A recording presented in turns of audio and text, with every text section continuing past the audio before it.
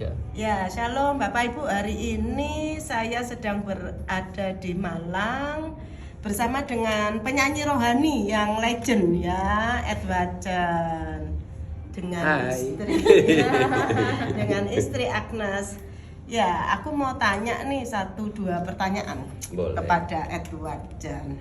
Edward, menurutmu ya apa sih arti seorang Yesus gitu dalam hidup pribadi kalian?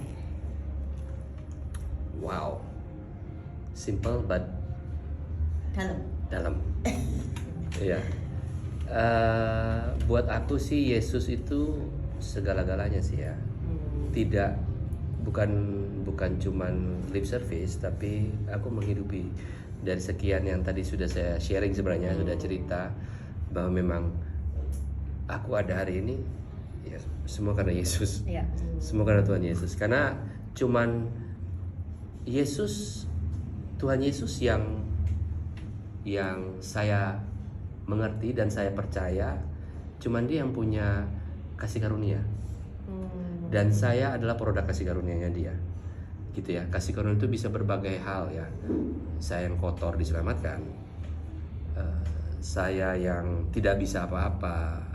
Jangan kalian pikir Edward Jan itu sebagai penyanyi yang sekarang ya, gitu. Sebenarnya cerita saya panjang, bisa dilihat di sosial media atau YouTube dan lain-lain behind the story Edward Jan. I'm nothing, betul-betul bukan penyanyi, bukan worship leader, tapi jadi seperti hari ini. Karena Yesus, karena ada kasih karunia itu. Jadi Tuhan bisa membalikan, dan itu adalah favor, kasih karunia, perkenanan Tuhan gitu ya. Dan itu cuma bisa didapat di Tuhan Yesus gitu. Dan iya, sampai hari ini, sampai detik ini, ya aku nggak bisa hidup tanpa Dia gitu. Jadi He's everything to me. Yes. Aku sangat mengandalkan Dia. Aku nggak tahu kalau nggak ada Dia, aku rasanya nggak ada pegangan sudah gitu. Rasanya nggak ada pegangan gitu. Dan aku bersyukur Dia selalu ada dan Dia ada gitu. Nyata ya. Nyata. Apalagi setelah melewati COVID. Betul. Hampir 3 tahun. Betul. Kan kita melewatin yang namanya penderitaan ya. Betul. Pertanyaan yang terakhir, Edward, menurutmu penderitaan itu bagi kita manusia pengikut Kristus itu gimana sih cara menjalani, cara menyikapi, khususnya kita itu orang-orang yang percaya sama Kristus, yang berharap sama Tuhan. Ketika kita melewati masa penderitaan itu, gimana respon kita di dalam situasi tersebut? Buat saya justru penderitaan itu bagus buat kita. Gitu ya. Karena memang Tuhan tidak menjanji seperti lagu yang saya tulis ya. Tuhan tak pernah janji langit selalu biru, tetapi Dia berjanji selalu menyertai. Jadi justru kalau ikut Kristus tidak ada penderitaan itu rasanya salah itu. Rasanya, jadi kalau ada gereja atau ada hamba Tuhan yang bilang ikut Tuhan Yesus aman, diberkati. Endingnya memang iya diberkati, tapi berkati bukan dalam hal materi ya, materi. Jadi berkat itu bukan berbicara tentang materi. Sukacita, pengharapan, penyertaan, itu ada suatu hope yang luar biasa. Itu berkat itu, gitu loh. Jadi penderitaan itu harus jadi bagian dalam hidup kita. Yang pertama, untuk membuat kita semakin dewasa, iman kita semakin kuat.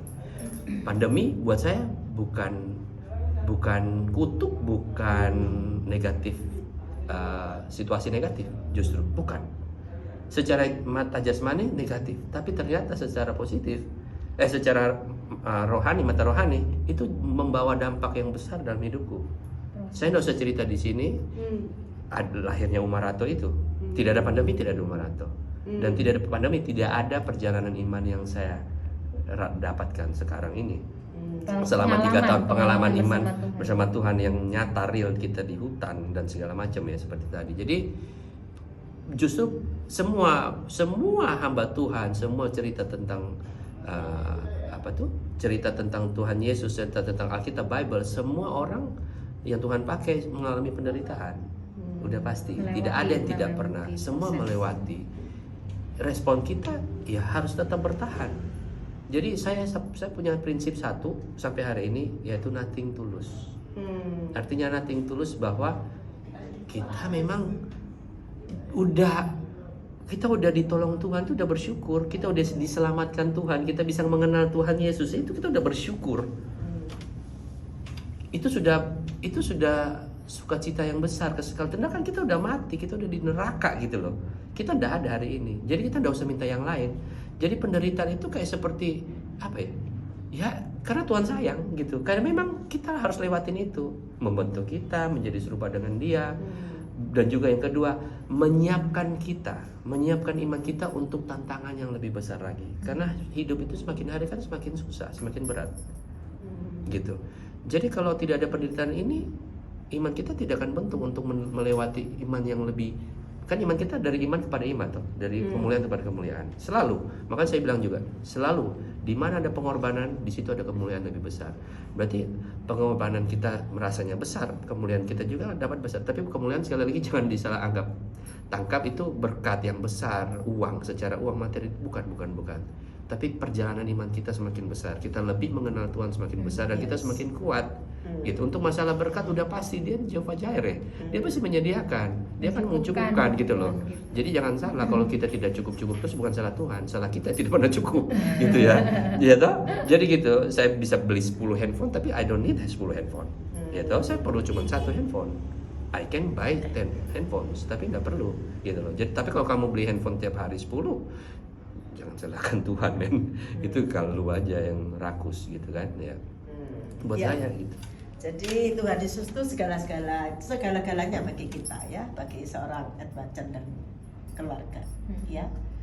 Jadi ketika melewati masa-masa susah, penderitaan, contohnya COVID, di situ kita mendapat berkat ya sesungguhnya, karena kita lewat penderitaan kurang lebih 3 tahun, Umarato muncul. Iya. Dibawa makin dewasa rohaninya. Betul. Ya, makin dekat sama Tuhan, makin mengandalkan Tuhan. Makanya makna Kristus itu kan sangat melekat sekali.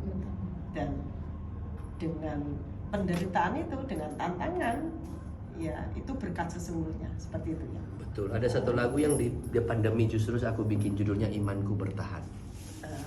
Lagu baru ya. Lagu baru. Aku duet dengan Michelle Yu, ada satu anak yang aku produce, dan aku bikin lagu itu dalam pandemi, Imanku Bertahan. Kenapa judulnya Imanku Bertahan? Karena aku tahu di dalam pandemi itu banyak orang yang gagal mempertahankan iman mereka. Mundur dari Tuhan, bercerai, tidak percaya Tuhan lagi, kenapa Tuhan izinkan ini, banyak bisnis bangkrut, segala macam ya.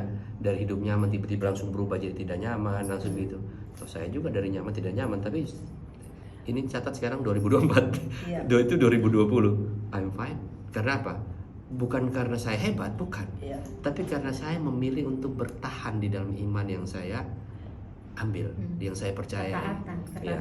Jadi di situ waktu saya tulis lirik itu jelas banget, imanku bertahan gitu. Katanya ya, refnya gitu. Kok saja lupa. Pokoknya intinya, meskipun saya tidak melihat, meskipun saya tidak mengerti, tapi saya mau tetap bertahan pada janji Tuhan, karena janji Tuhan itu ya dan amin gitu. Intinya seperti itu sih. Ya Bapak Ibu sangat memberkati ya, sangat menguatkan, biar kesaksian langsung dari seorang Edward Chen dan istrinya Agnes boleh memberkati dan boleh menjadi berkat bagi Bapak Ibu semua. Oke, saya Lydia dari Raja Wali Ministry bersama Saya Rojan, bye. God bless you. God bless you. Lord Jesus bless you.